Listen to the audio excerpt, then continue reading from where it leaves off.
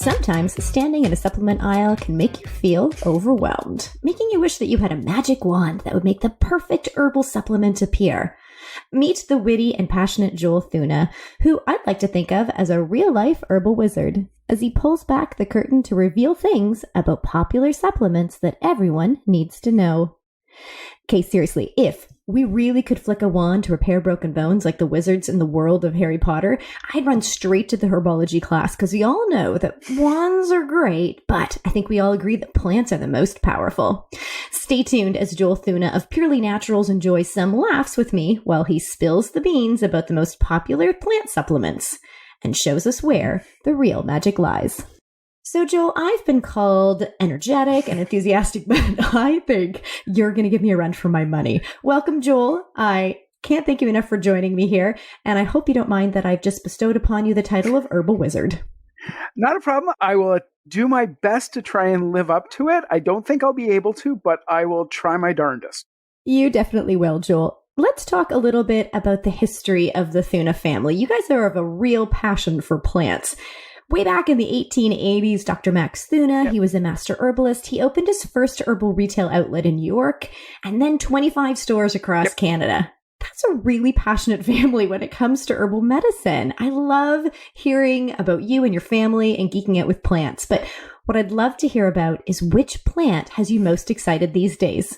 My favorite, and has been my favorite for decades, is goldenseal, known as Hydrastis canadensis.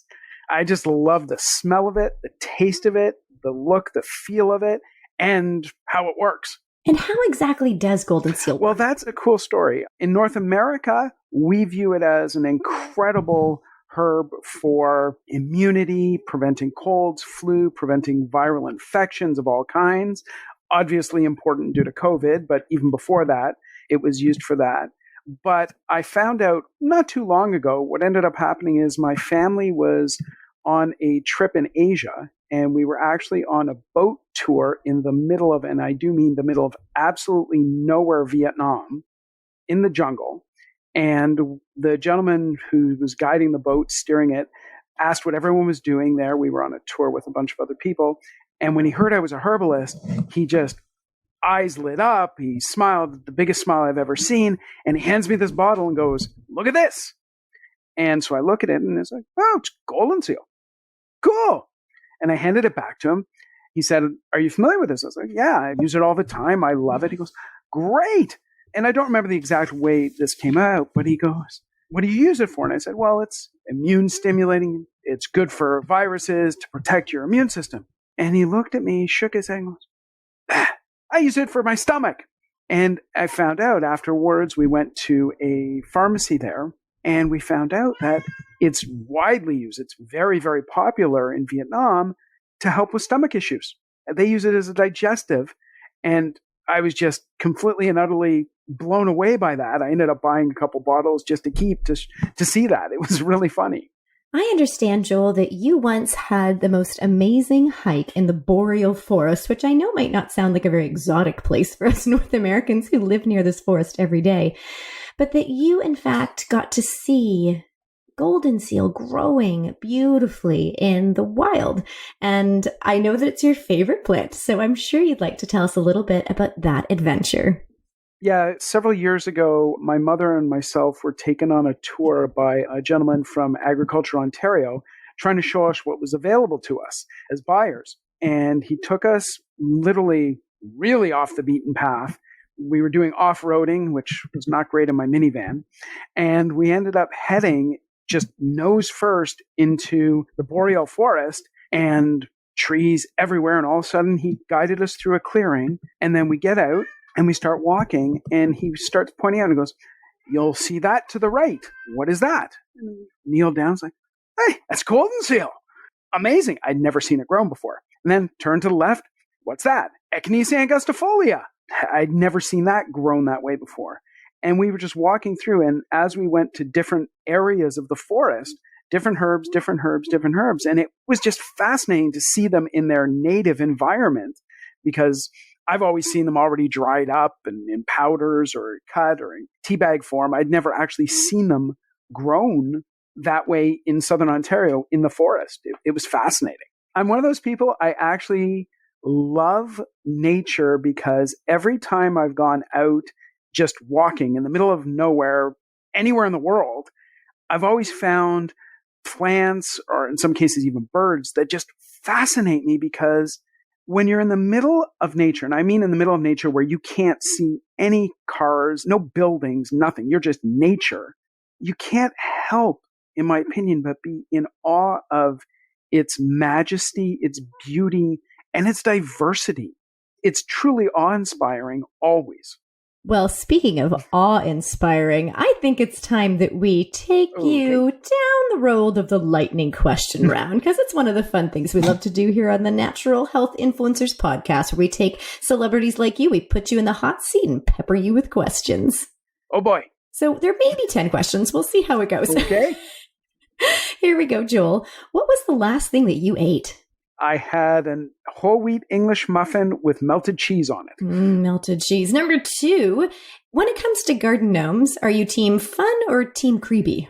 I'm on team fun if you dress them up interesting and paint them interestingly. Well, that would be an interesting scene indeed. I can imagine what gnomes might look like on your front yard if you had some. Number 3, if you were shipwrecked on an island and you had all of your human needs, your food and water with you, what other item would you want to have with you? A laptop with satellite internet access. That's quite the island you've been stranded on in your shipwreck. Okay, question number 4. If you had to choose a superpower between flying or being invisible, which one would you choose? Oh, definitely being invisible. If it had to be between those two, no question. Because there are certain meetings of world leaders I would love to be a fly on the wall in. Okay, number 5. How many letters do you guess are in the word supercalifragilisticexpialidocious? I'd say 26. Good guess. I have no idea, actually. Okay, are you on team cake or team pie? I'm going to have to put a qualified cake there just because my favorite dessert is a cake. I'll admit I'm happy with either, but my wife and I made, just after we met, we made a macadamia nut white chocolate mousse cake. And hands down, the most delicious dessert I've ever had in my life. Okay, legit. My stomach just growled. That sounds amazing. I don't remember what number we're on. Okay, next question. Can you name a food that starts with the letter P? The only one I'm thinking of now are peanuts for some reason. And that's a good food that starts with P. Can you name one of the 7 dwarfs? Okay, last question. What sound does a giraffe make if a giraffe actually had vocal cords? I imagine something along the lines of a very long swallowing sound. Thanks. You are always such a hoot to talk to. Thanks, Joel, for being a good sport there. Let's get us back onto our real story here, where we're talking about the awesome Thuna family. Now, Dr. Max Thuna's original formulas, some of them are still available today. That's been a long time in the shelves. Do you think that he might have a favorite of those that are still available? That I couldn't answer, but I do know he was partial to one of my other herbs I really like, comfrey herb. I know he was partial to that, but I have no idea what he'd like or not like as far as what exists today. And what is comfrey herb known for? Very quickly, one of its nicknames is knitbone, and the reason it got that name is its traditional use is for healing broken bones. Not used for that very much anymore. Now we tend to do things like surgery and casts, but traditionally that's what it was used for, is to help bones knit together. Okay, I think if Hermione Granger was actually real, you guys would be big friends. You guys would geek out together on all these awesome facts. I wanted to ask you about the next generation of very interesting, herbally inclined Thuna family. Dr. Max Thuna's son, Jack Thuna, established North America's first school of herbal medicine called the Emerson College of Herbology. Now, it should not be confused with the class at Hogwarts with Professor Sprout, but the school did have many specimens of exotic medicinal plants, and those plants were part of a wholesale high-quality herb business, I understand. You graduated from there too, I understand. Did you think that it was magical like Hogwarts? I can just imagine that kids of this generation think Hogwarts is super revolutionary, but I can imagine being a kid and then looking at this college and you'd imagine that it was pretty groundbreaking, like it was magical. Oh, I'm sure it was. My father actually was one of the first graduates. I followed in his footsteps, actually. But we do have, I'm fortunate, my father loaned me his collection of herbal memorabilia. And inside that are a fair number of the original specimens and the original containers from my grandfather and great-grandfather, both of which were herbalists.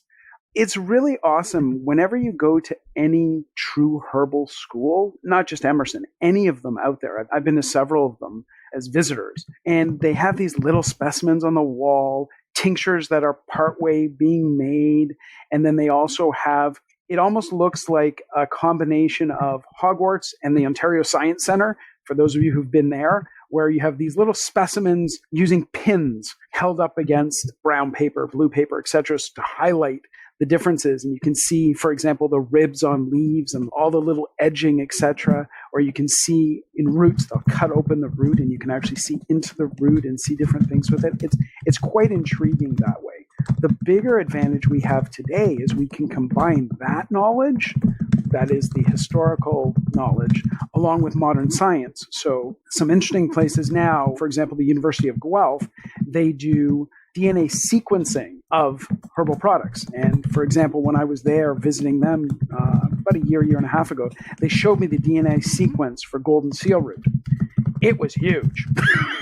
It was just this massive, full color barcode that went on. It wouldn't even fit on the screen. It was so large to look at. And every little bar in it represented another component of the DNA. It was fascinating to look at. And it's the combination of those two things that we can now do in schools that is wondrous. It's the meeting of the minds. I also think what's really cool is how science is confirming so many of these things we've known for generations based on traditional herbal medicine. And we're now seeing them in laboratories and in human clinical studies actually having the same awesome benefits. It's super cool.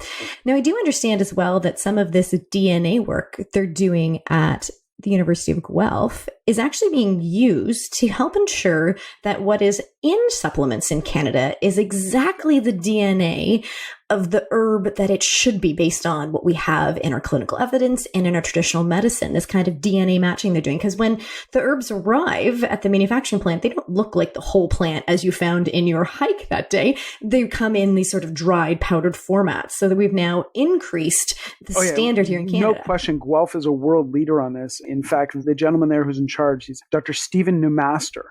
He actually consults with other regulatory agencies, those being Health Canada, the FDA, the European regulatory agencies in Asia, about anything to do with quality, because in the end, he can definitively say, yes, this is this, versus, well, it might be, versus we kind of think we're 80%. He can give 100% certainty. We ended up working with Dr. Newmaster on his project probably about 6-7 years ago, where we gave him a fair number of samples from our raw library, and he tested every single one of them to confirm and to add to his library to ensure that what he thought was, for example, burdock root and echinacea, goldenseal, etc., were what they were. We worked together. He's a brilliant, brilliant scientist. You are amongst some of the coolest people I ever get to talk to. I love talking to you. Now, I know that the Emerson Herbal College is definitely esteemed as one of the best colleges out there. In fact, some say that those who are graduates now make up the who's who of homeopathic medicine. Is there a past graduate that inspired you, that sort of propelled you towards pursuing a career in herbal medicine? I'd have to give the nod to my father. He's still one of the most knowledgeable people I've ever met when it comes to herbs and natural health in general. And his love for it, seeing that as I grew up and seeing his complete and utter dedication to the field, was inspirational and still is today. I can just imagine being a tiny Joel Thuna running around the health food store your parents used to run, or looking at all of these wonderful herbs and figuring out all their magical properties. A very groundbreaking world that you lived in. Your parents were some of the big game changers, big influencers in the Canadian health industry. They brought in things like Tiger Balm or tea tree oil. What was it like to grow up in the Thuna family?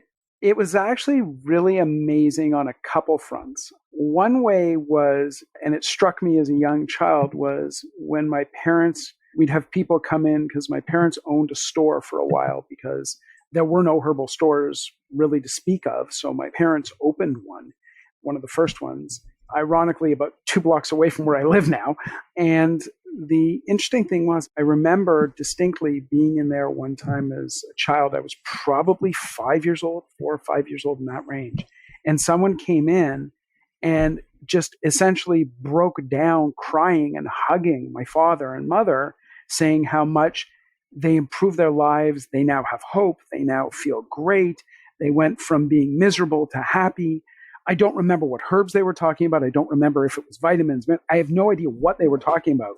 But I remember the joy on my parents after the customer left, just explaining that they had the best job in the world because people come and tell them how they've improved their lives, people they've never met. And who could ask for more than that? It's the biggest high. And I must say, I still get goosebumps today when people who I've never met come up to me and tell me how I've improved their lives or how our products have improved their lives, or just explaining something to them they didn't understand, changed them for the better. Who could ask for a job better than that? We are so privileged to be able to work in an industry that our job is to help other people know what the science is saying and be able to empower themselves with correct, accurate information so that they can go forth and achieve that greater level of health that they are looking for. Hanging out with people like you, Joel, makes me really excited. I love to geek out about this stuff. I am the original herbal geek. You are the original herbal geek. When we talk about herbs, I like to think about getting excited about these things. And then I start to think about the overexcited state that so many of us are hanging these days. Stress. Stress is a big player.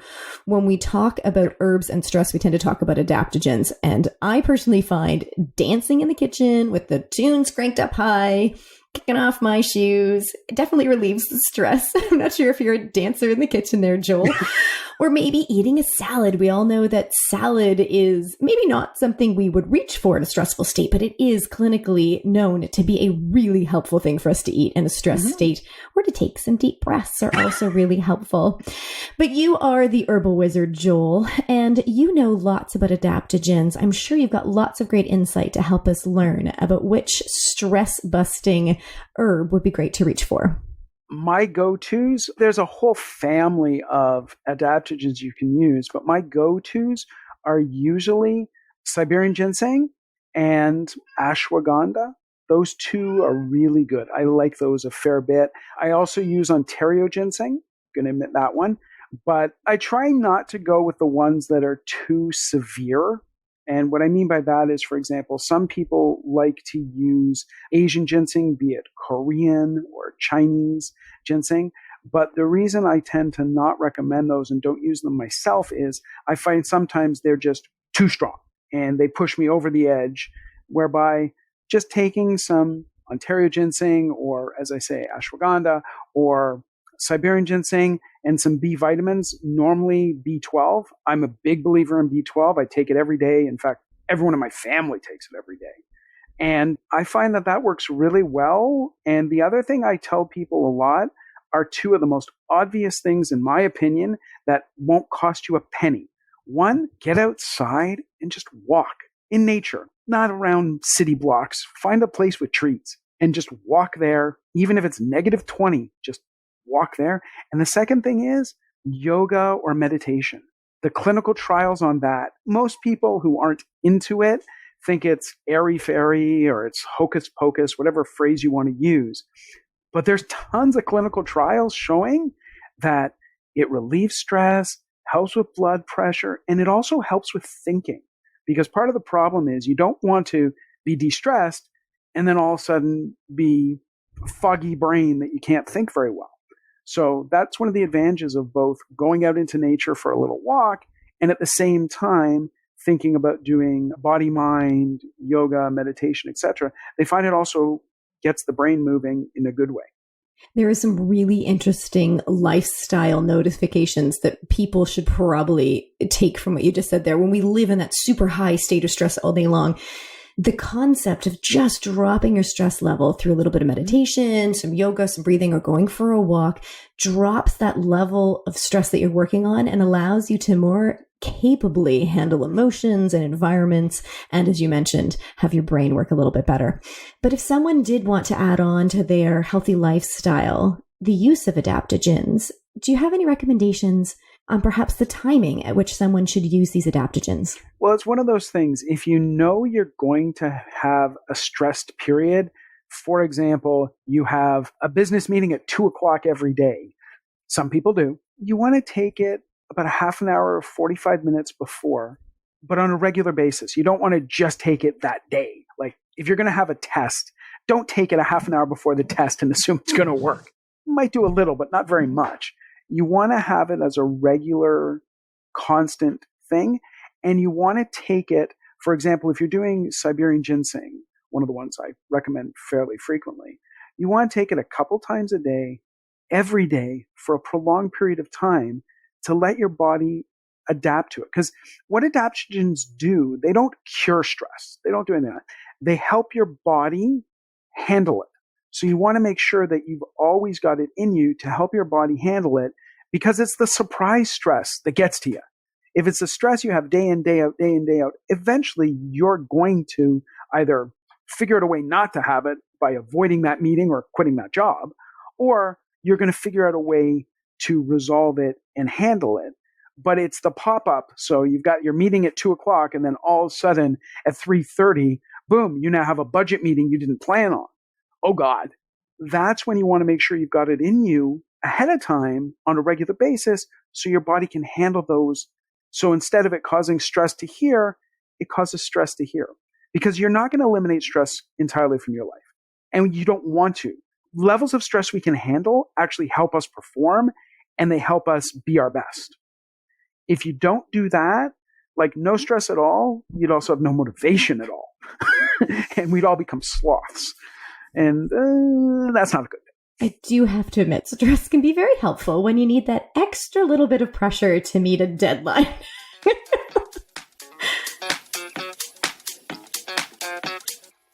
My name is Trent Nellis, and I'm the founder of Vista Magazine and the Vista Ambassador Program and the Natural Health Influencer Podcast. I'm here today with my longtime friend and natural health industry colleague, Joel Thuna. Joel is a fourth-generation master herbalist, and he has been working in Canadian herbal industry for over 40 years. Joel is a frequent author and lecturer. He works with universities researching herbs. He is also the general manager of Canada's oldest herbal company. In today's episode, we are featuring Purely Natural's D3K2 drops. Joel, this is, again, one of the coolest products in your line. Tell us a little bit about it. I understand there's very interesting claims that are attached to this product. So tell us a little about the product. How does it work and what does it do for you? Not a problem. Thank you as always, sir. D3K2 is an amazing product. And what really tweaked me when we were creating it is I'm a research junkie. I read clinical trials. I read them each and every day, probably between 6 and 10 a day. And so I initially went out there and tried Interesting to see... hobby, Joel. I'm a geek. It's okay. It's okay. And what happened was I went and was told about K2, went out and started researching it just to see how many clinical trials I could find. And I was completely and utterly taken back. I found over 1,000. And for natural health products, normally you're happy if you find a couple hundred for really big things like vitamin E. For small things, you figure, okay, 20, 15. Literally, there were over 1,000 of them. And I started reading them, and it just completely and utterly threw me for a loop that essentially, when reading the reviews, because you have clinical trials and you have reviews, and what reviews are is they take aggregate multiple clinical trials and just try and do an overall picture.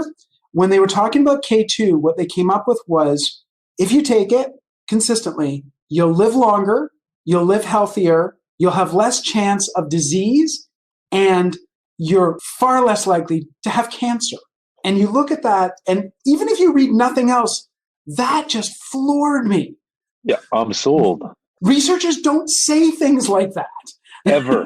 I mean, I've never heard anybody say anything like that except that perhaps an evangelist from our industry. Yeah, but the amazing thing is the clinical trials back it up. For example, I was looking at clinical trials just for diabetes. There's almost 150 of them. And the way that K2 works is so simple, and that's why it is so effective. What it does is it activates 3 different proteins in your body. And those proteins are responsible for taking calcium out of places that you don't want it. That is your arteries, your soft tissues, be it your liver, your lungs, your kidneys, your heart, and putting it into places you do want it, your teeth and your bones. And by that process alone, it affects almost every organ in your body. And when I say almost every organ, I'm talking your skin, your eyes, your tongue, your heart, your kidneys, your lung, your pancreas. It affects everything because of that one major movement of one mineral.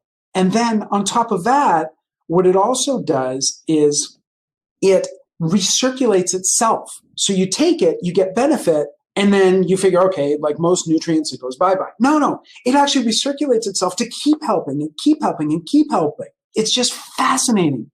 And at the same time, because we're in COVID, lucky us, what it also does specifically for COVID is it helps your lungs preserve lung health. So it helps your lungs maintain their ability to expand and contract and do what they're supposed to do. It improves your immunity. And as if that weren't enough, it reduces your likelihood of getting infected from any virus, period. Wow. Everybody needs to get some of this, Joel. Okay, so where can we find the product if we want to buy it? You can find it on our website, purelynaturalstore.com, and you can also find it in health food stores and in Loblaw stores. Fantastic, Joel. Well, there you have it. Master herbalist and proprietor Joel Thuna and Purely Naturals D3 K2 drops. They're going to cure everything you need and prevent everything you don't have. Joel, again, I'd like to say I hope you have a wonderful afternoon. I know we're in the middle of winter up there in Toronto. Hope it doesn't get any colder for you. And again, thank you very much for your time. And we're going to throw it back to Allison and the Natural Health Influencer. You had mentioned a little bit earlier about the importance of using vitamin B12. But I wanted to switch to a different vitamin. You had once said vitamin D is a vitamin that sort of breaks all the rules. What do you mean by that? We live in a land where we do not hang outside in our bikinis. Unless you're truly hardcore.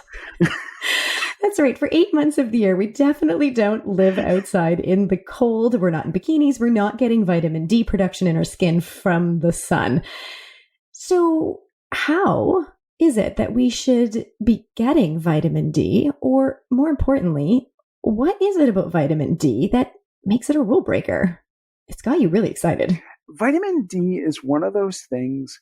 It's a dichotomy in and of itself consistently. And what I mean by that is, for example, if you look at the rules that Health Canada and the USDA and all those other agencies did for vitamin D starting back in the 50s and the 40s and haven't changed much, they did it based on bone health. They had this bone health. This is the box we're in. That's the box we're putting vitamin D in. They didn't know back then, or they didn't even want to know, because I'm talking as late as the 1980s and 90s, there was a ton of evidence coming out explaining that it helps with heart disease. It helps with lung health. It helps with skin health. It helps with heart health. It helps with immune health, obviously one we all care about now. But the government still, we're comfortable with it in this box. We're not really comfortable with it anywhere else yet. And they're starting to move on that. It's one of those things also that I don't care where in the world you are. even if you're living in the desert, say in the Middle East or in the Caribbean, where you get tons of sunshine all the time, I'd still recommend you take vitamin D. And the reason is that unless you go stupid insane with amounts, it's really safe. It is really safe. And there are some people who go way off the deep end with everything. They're the sort of people that you say one glass of water is healthy and they decide to drink a pail. But other than them, it's really safe. The second thing about it is there's virtually nothing in your body that won't get better from small extent to a large extent by having adequate vitamin D. And other than having it fortified in foods, we don't really get it from food. We really don't. There's a little bit here, a little bit there, but not to the levels we need for supplementation. That's why we do supplement with it. The other big rule about vitamin D, which I hope everyone understands, is it's dirt cheap. For everything it does for us, it is a ridiculously cheap vitamin. If you buy it, for example, in liquid drops, where you could take 1,000 IU or 2,000 or 4,000 or 5,000, you're still talking pennies a day. Pennies. For the amount of health insurance, it's ridiculous how cheap it is. That's how it breaks all the rules. Everyone needs it. Everyone should take it. And it's dirt cheap. And it helps everything. What more could you ask for? One of my favorite things about vitamin D is that there are receptor sites for vitamin D on all sorts of cells around your body, including your eyes, and lymphocytes. Oh dear, that was really geeky. I'm sorry. I mean, white blood cells, those immune cells that look like little Pac-Men that go around your body and keep you healthy. And I agree with you. There's some things we just can't get enough of, and it makes supplementation a really good choice for certain nutrients. Speaking of supplements, with so many supplements on the shelves, I feel people get really overwhelmed. I joke you not that I have so many friends who call me on the phone while they're in the store and they're standing there saying, where's this magical wand you talk about, Allison, that would just make the perfect supplement for my needs, for my unique biology show up? And we all know the science isn't that simple and it's not quite possible to make that happen. But maybe you can help me out a bit, Joel. If a friend of mine's looking at a Purely product, what would be the top couple of things that I should say to them to help them feel more empowered about making that supplement choice? Well, the easiest way is to go back to the philosophy of the company. And Purely Natural was founded on the philosophy that if we can't do it better, we're not going to bother doing it. And part of that mantra is we only use the best raw ingredients out there, period. For example, our B12, we only use the highest grade active vitamin B12 versus passive. Passive is less than 1/10 the price, but you get way less than even 10% of the benefits of active. So we only use that. On top of that, we believe in certifications, independent certifications. Our manufacturing facility is certified kosher. We're certified GMP. We're actually audited for both of those.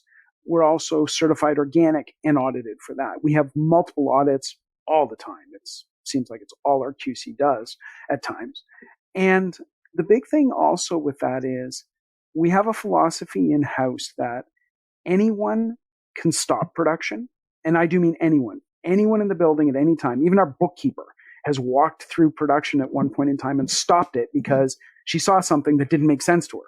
In the end, she was wrong. It didn't matter, but we still stopped, investigated, confirmed that it wasn't an issue, and then continued. But we have that philosophy. There's only a couple people in our building that can start a production, but anyone can stop it, because that way we're assured that we always produce the best, always. And that's our goal. If we can't do it better, we just don't do it. There's just no point because we don't add anything to the party. Okay, anyone who knows me on social media knows that I'm a big fan of food puns. And when I saw your Purely Natural Fiberific and Enzymes product, I was in stitches. I cannot tell you how I was in giggles on the floor. The product is a really cool combination though. So what's your mad scientist theory behind combining fiber and enzymes in the Purely Fiberific product? I'm really sorry I like that name. What happened was, it's actually a very simple story. A friend of my wife's came over from England, and knowing who I am and what I do, she brought over all her supplements to talk to me about. And she was taking a fiber supplement, and she was taking this and taking that and taking this and taking that, and then taking enzymes. And we were at the dinner table looking around and going, what the heck? Why are you this and this and this and this and this? And she said, well, because if I just take this, part of my digesting gets better. But if I just take this part gets better. If I take them both, and yeah, it's a pain in the butt, it seems to be good and it seems to work. And it's like, well, then let's make it easy for you. And I actually went into the office a couple of days later, made a batch, blended it for her, gave her the bottle, and the sigh on her face, it was like relief. It was like nirvana had happened, that she could get fiber that didn't taste like poo-poo and enzymes all in one shot, great and go. And the reason that that product actually is kosher and vegan was actually for her, because she is a strict, and I do mean strict vegan, and she won't touch it if it isn't kosher, if it doesn't have the regulations and everything, all the certification, she wouldn't touch it. So she was the inspiration for that product, and I think she still uses it today. And that goes back probably 15 years, 16 years. Perhaps it's the dorky inner child in me, or the fact that I live with an 8-year-old, but when I hear about a fiber product, I imagine that sudden moment when your eyes bulge and you just have to run to the bathroom. Am I in for that with this one? I can actually say no, and here's where my inner geek comes out. I'm a firm believer that I shouldn't offer a product until it's been thoroughly tested by me. So what I did is I took a full pound, 454 grams of Fiberific, and I made Jell-O with it. I made a single box of Jell-O with it, and I ate it. So I ended up having however much there was of the Jell-O, and then I had a full pound of fiber, no issues, no complaints, no stomach grumbling, nothing. What ends up happening is, what we say is that Fiberific doesn't force you to go to the bathroom, it just makes it easier to go when you would already have gone. Okay, so Fiberific works really well with Jell-O, but I've heard that maybe mixing it with Coca-Cola is a bit of a mad disaster. Okay, just for fun, should I do it? It is. We say you can mix it in any beverage that isn't carbonated, because you do have to mix it. And for those of you who have ever tried mixing Coke or ginger ale, which is my favorite, in anything, it just makes a mess. It just makes a mess. Joel, I have had the great pleasure of speaking with you previously in my life, and there was a topic that we had talked about that I really think listeners would love learning about, and that was vitamin K2.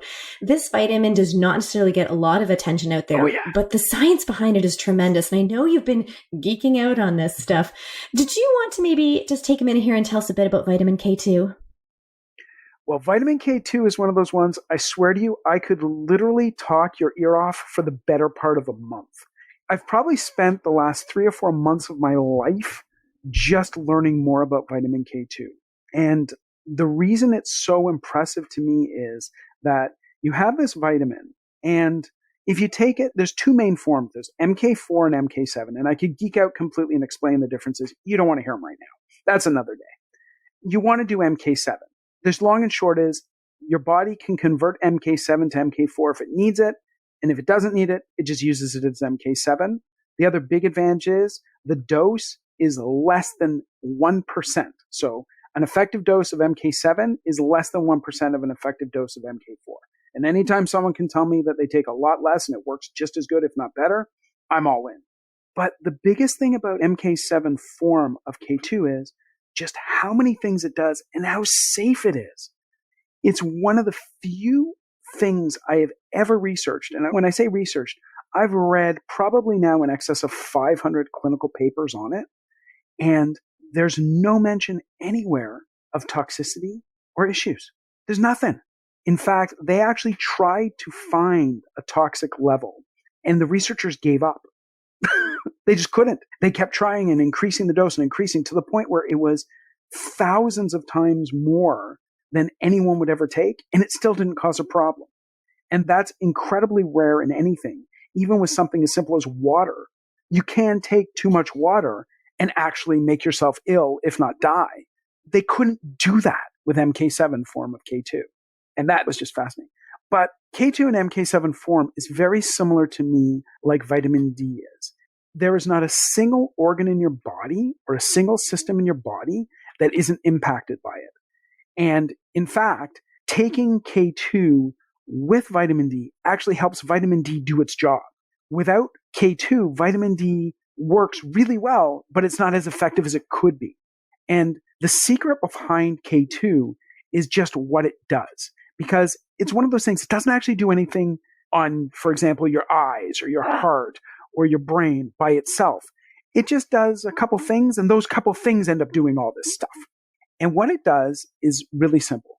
It activates proteins and enzymes, and very specific ones.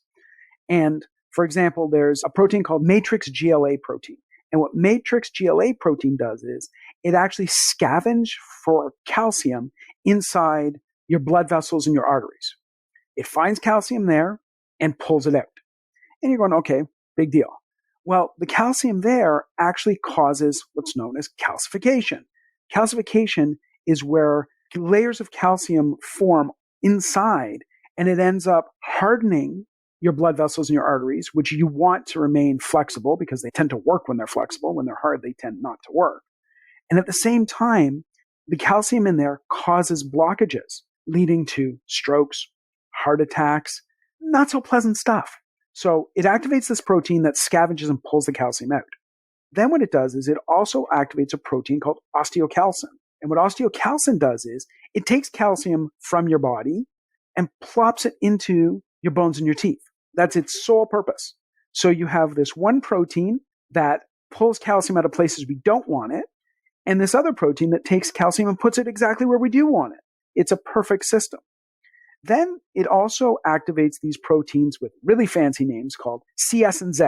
I know you're shocked. And what CS and Z do is together they have an interplay balance between their levels. And what it ends up doing is it controls coagulation.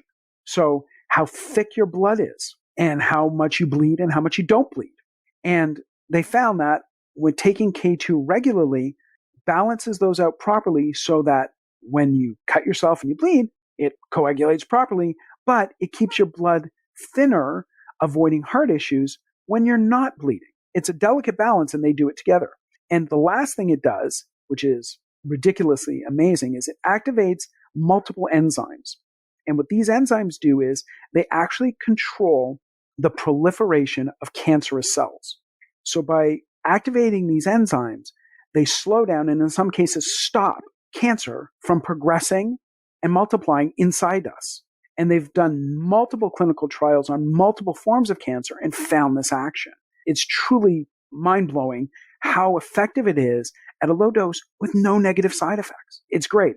If you can't tell, I am completely sold on K2, and everyone I know and all my family are on it on a regular basis. You made a really good point there about vitamin K2 and the fact that it does interfere with the way that the body coagulates. And if you are somebody who is on something like a warfarin, a pharmaceutical medication prescribed by a doctor to alter the way that your body is coagulating, it's really important to be savvy to vitamin K2 in supplements. It can interfere with that. And in calcium and magnesium products, vitamin K can commonly be there. What should someone know before they take vitamin K2 if they're on warfarin, Joel?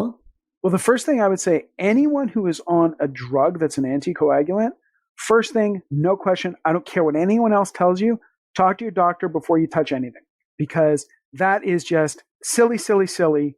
Talk to your doctor and make sure. Your doctor should know about K2, especially if they've prescribed warfarin. They should know about K2. They should understand it. If they don't, tell them to. Tell them to learn about it. There's enough documentation out there written by doctors and written by scientists for doctors about K2 and the interaction with warfarin and other anticoagulants. It's the sort of thing. I'm a firm believer in science and traditional medicine at the same time. And one of the key tenets of that is if someone's taking a drug, make sure they talk to their clinician before they touch anything that might change the action of that drug or the effect of that drug in any way, be it positive, negative, or otherwise. So thanks to the probiotics that live inside our microbiome in our gut, they are capable of helping us take those wonderful leafy greens that I know we're all eating daily. If you're not, go eat some leafy greens. They convert vitamin K1 into K2. But I have a feeling, Joel, that you're about to tell me that there isn't nearly enough lettuce in the world to get me enough vitamin K2 into my body. Not even remotely. Despite the clinical science showing that you can have a good effect at as little as 30 micrograms of K2, you'd struggle to get that in a week of eating leafy greens, let alone one meal. And the only food that's actually high in K2 in sufficient amounts to make it as good as a supplement is something called natto. And for those of you who have never tried natto, it is a bacterial fermentation of soy. And I can honestly say I've tried it once. I will never have it again.